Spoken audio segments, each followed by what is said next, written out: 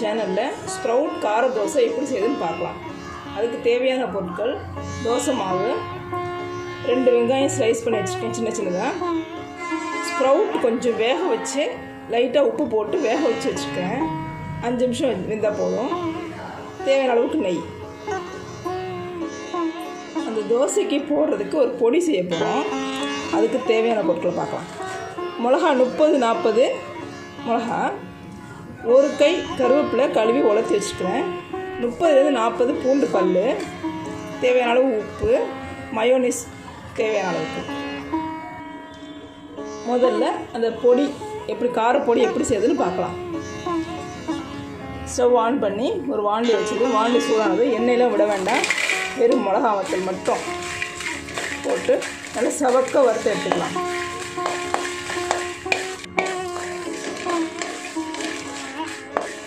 செவக்க வறுத்தாச்சு. இப்போ இது ஒரு பிளேட்டில் ட்ரான்ஸ்ஃபர் பண்ணிக்கலாம். அடுத்தது பூண்டு.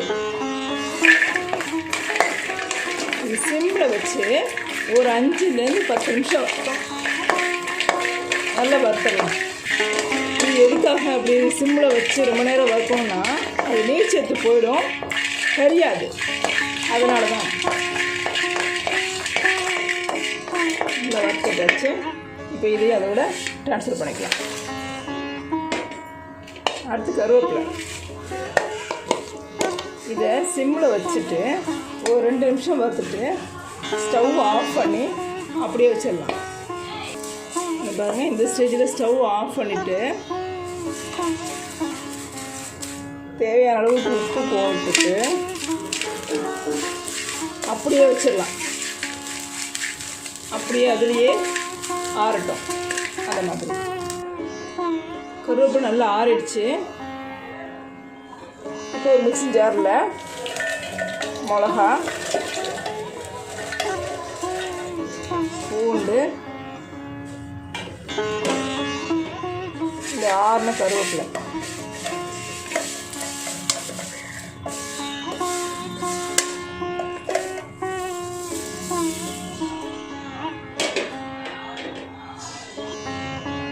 இது நல்லா நைஸாக அரைச்சி எடுத்துக்கலாம்.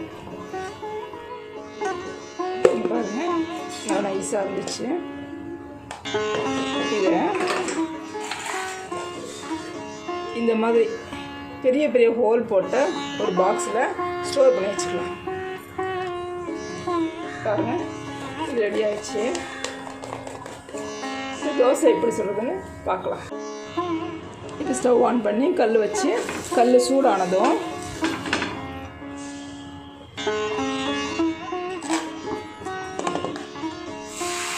சின்னதாக ஊற்றிக்கோங்க.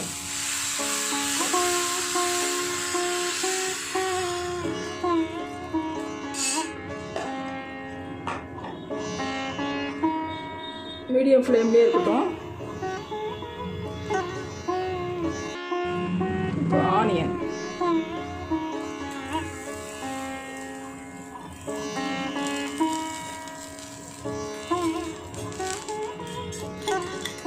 இப்போ கொஞ்சம் நெய் விட்டுட்டு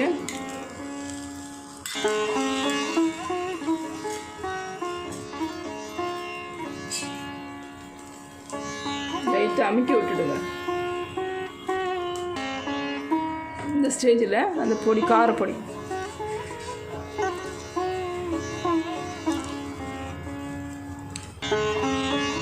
உங்களுக்கு எவ்வளோ காரம் வேணுமோ அவ்வளோக்கு எவ்வளோ போட்டுக்கோங்க. பேர் கார தோசை தான், அதனால் உங்களுக்கு எவ்வளோ தேவையோ அவ்வளோ போட்டுக்கோங்க. எல்லாமே சிம்மிலேயே இருக்கணும் ஸ்டவ்வு.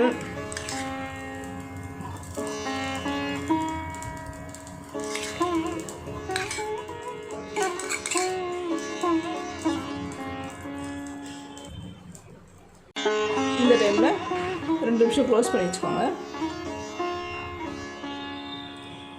2 மினிட்ஸ் ஆச்சு. ஓப்பன் பண்ணி வேறு பிளேட்டில் ட்ரான்ஸ்ஃபர் பண்ணிக்கலாம்.